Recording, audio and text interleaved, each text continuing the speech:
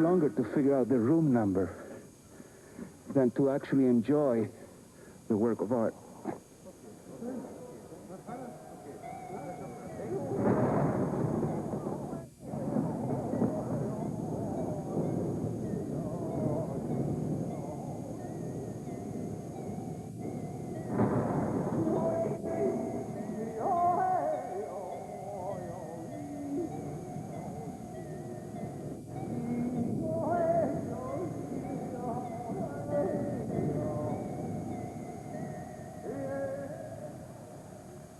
These clay tablets were accidentally discovered in 1888 at Elamarna in the record office of King Akhenaton.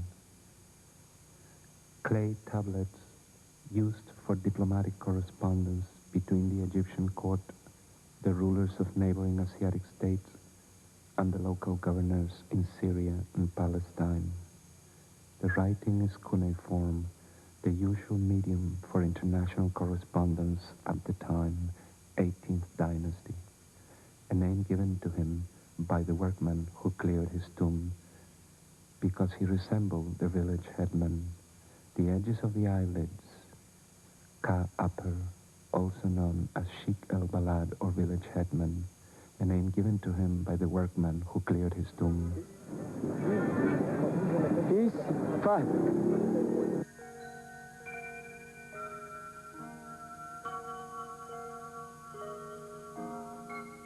Whereas still pictures are quite likely to keep the mind restless, since they thrive on information withheld. The more faithfully they represent familiar things or event, the more equivocal their revelation.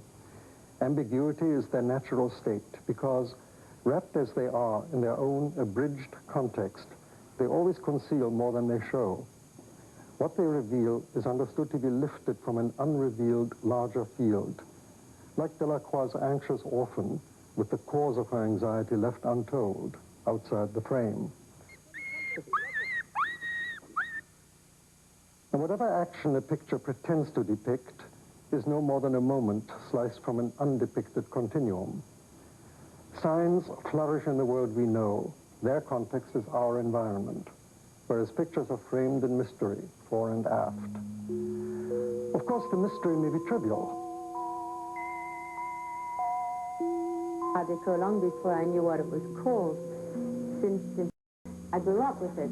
Before I knew that it had a name, before I knew that the words Art Deco applied to a particular period, this was my parents' living room. This was the furniture they bought when they were married. And in fact, as a kid, I thought it was very ugly. It's only now that I can start looking at it a little bit objectively, thinking of it as a style. But because I hated the style so much, I used to be almost ashamed of it. I used to wish my parents had another kind of furniture. It has been. And I puzzled much about this imagery. I found other examples. A woman who was a secretary who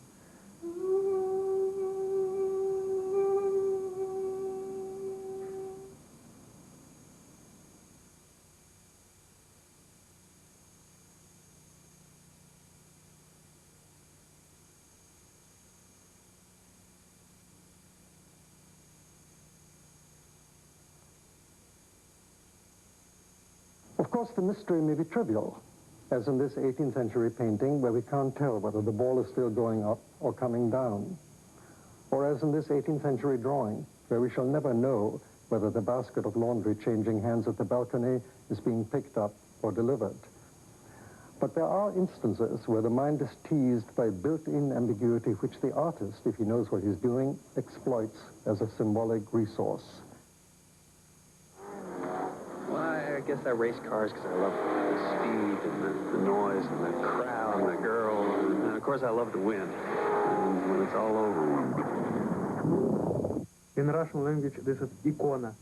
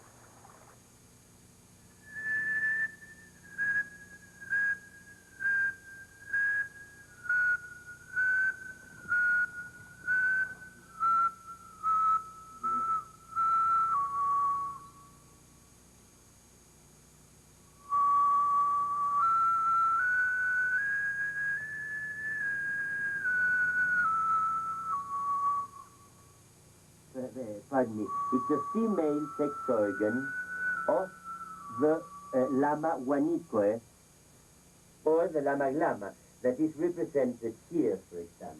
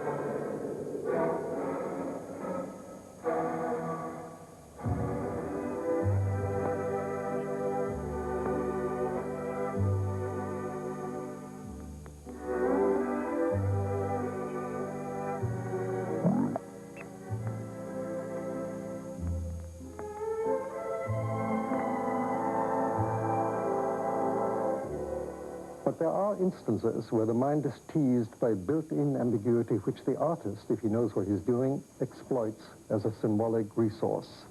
Take, for instance, this famous Michelangelo painting, a perfect foil to the simplicity of directional signs. We see a Holy Family out in the open and a vigorous action involving the child. But what is the action? Michelangelo's friend and first biographer, Giorgio Vasari, says the Madonna is handing the child to St. Joseph. He says this as though it were a matter of fact, and his assurance seemed to satisfy people for about 300 years, from 1550 to the mid-19th century. But then an alternative reading began to take hold, as though the child's destination had shifted through 180 degrees.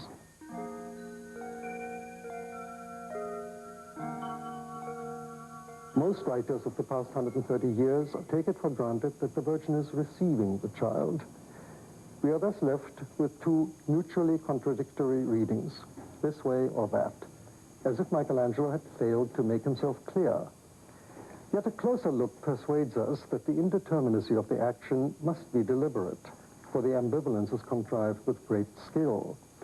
If the mother's glance and the inclination of the child's head foretell a meeting in her embrace, her hands tell the opposite. No woman takes a baby into her arms with furled fingers, so that she must have just let it go. The seeming indeterminacy of the action, its interpretability in two directions, serves to lock the triad of man, woman, and child in a bond of perpetual recirculation. The ambiguity defines the meaning of child.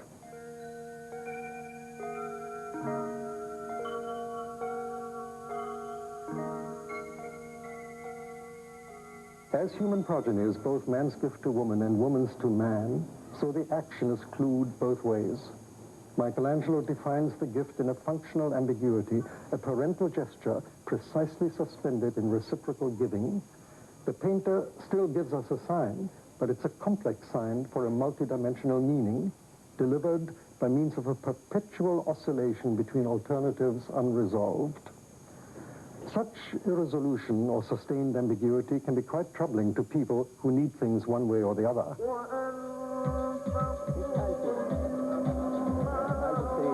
In the front are two squares.